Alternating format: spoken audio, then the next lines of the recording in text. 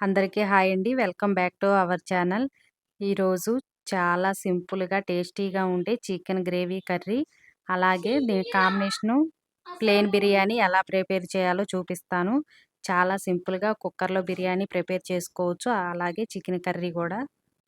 ముందుగా chicken curry కోసం 2 ఉల్లిపాయలు సన్నగా కట్ చేశాను. అలాగే 2, 3 పచ్చిమిర్చి, అల్లం వెల్లుల్లి పేస్ట్ రెడీగా పెట్టుకున్నాను. విడిగా పావు కేజీ చికెను పకోడీకి కూడా అన్నీ కలిపి పక్కన పెట్టేశానండి. నేను కేజీ చికెన్ తీసుకున్నాను. దానికోసం ముందుగా ఆయిల్ వేసుకొని మట్టి పాత్రలో అయితే చికెన్ కర్రీ టేస్టీగా ఉంటుందనమాట.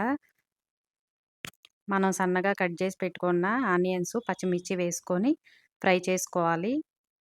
మనకు ఆనియన్స్ త్వరగా ఫ్రై అవ్వాలంటే కొంచెం సాల్ట్ వేసుకుంటే ఫ్రై అవుతాయి గదా! పావు టీ స్పూన్ వరకు సాల్ట్ వేసి మీడియం ఫ్లేమ్‌లోనే ఫ్రై చేసుకోవాలి.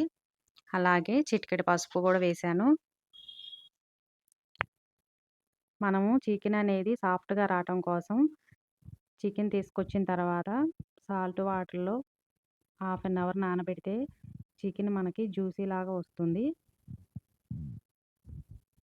ఒక్కొక్కసారి మనం చికెన్‌లోనే అల్లం వెల్లుల్లి పేస్టు, సాల్టు, అలాగే రెడ్ చిల్లీ పౌడర్ అన్నీ కలిపి అలా చేస్తాం గదా! అలా కాకుండా ఇలా కూడా చేసుకోవచ్చు.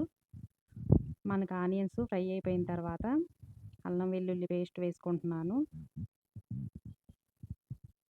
ఇలా చిన్న స్పూన్‌తో 2 స్పూన్లు వేశాను.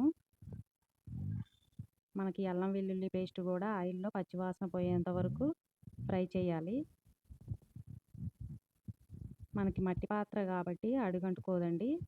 మీడియం ఫ్లేమ్‌లో పెట్టేసుకొని అల్లం వెల్లుల్లి పేస్ట్ కూడా ఆయిల్‌లో బాగా ఫ్రై అయిపోవాలన్నమాట.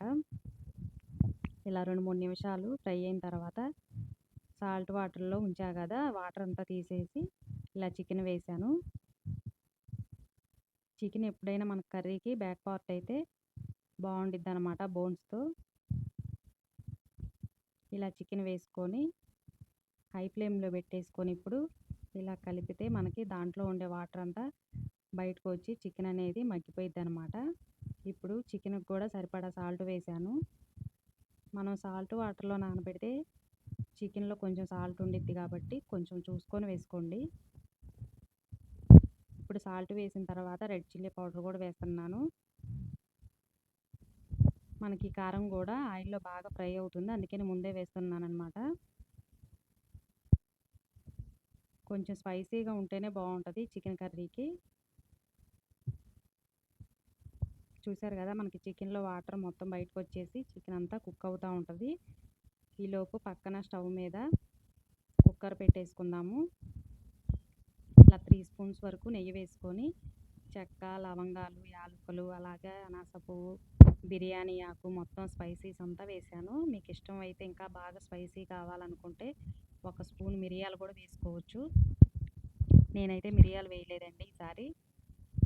అవి కొంచెం నేతిలో ఫ్రై అయిన తర్వాత కొంచెం పుదీనా ఆకు, అలాగే 2 పచ్చిమిర్చి చీలికలు వేశాను. ఇవి కూడా కొంచెం నేతిలో ఫ్రై చేసుకోవాలి. మీకు కావాలంటే మరో స్పూన్ నెయ్యి కాకుండా నూనె కూడా వేసుకోవచ్చు.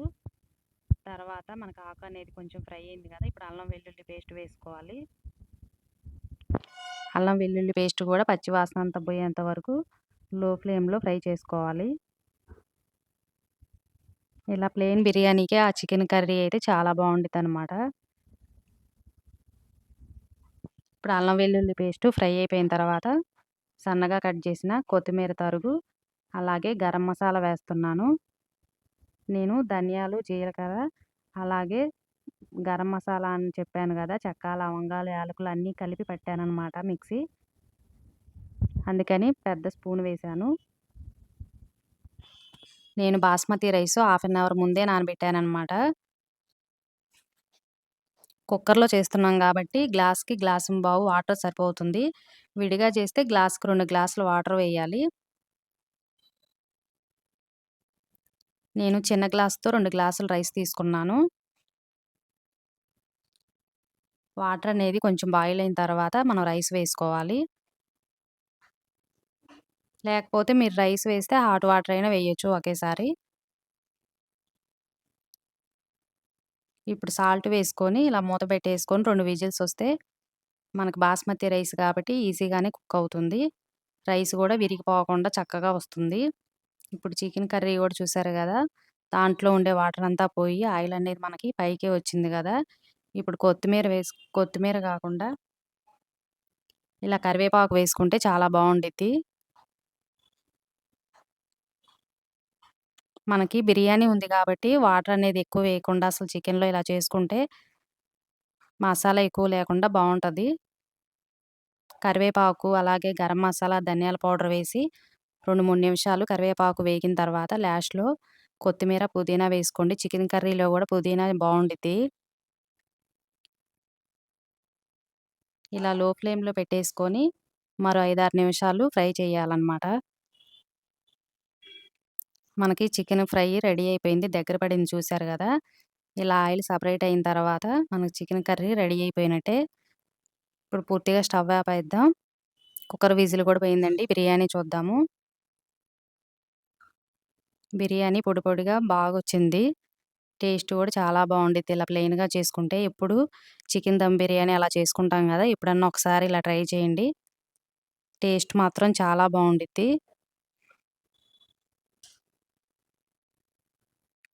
మా పాప హాస్టల్ నుంచి వచ్చిందండి నిన్నే. చికెన్ బిర్యానీ ఇలా ప్రిపేర్ చేయమంటే చేశాను. తను టేస్ట్ చేసి చాలా బావుందన్నది. తప్పకుండా ఈ స్టైల్‌లో మీరు గూడా ఒకసారి ట్రై చేయండి. మీకెలా వచ్చిందో కామెంట్ చేయండి. తర్వాత చికెన్ పకోడీ గూడా ప్రిపేర్ చేశాను. అంతేనండి. ఎంతో టేస్టీగా ఉండే chicken curry, plain biryani ready అయిపోయింది. తప్పకుండా మీరు ట్రై చేసి ఎలా వచ్చిందో కామెంట్ చేయండి.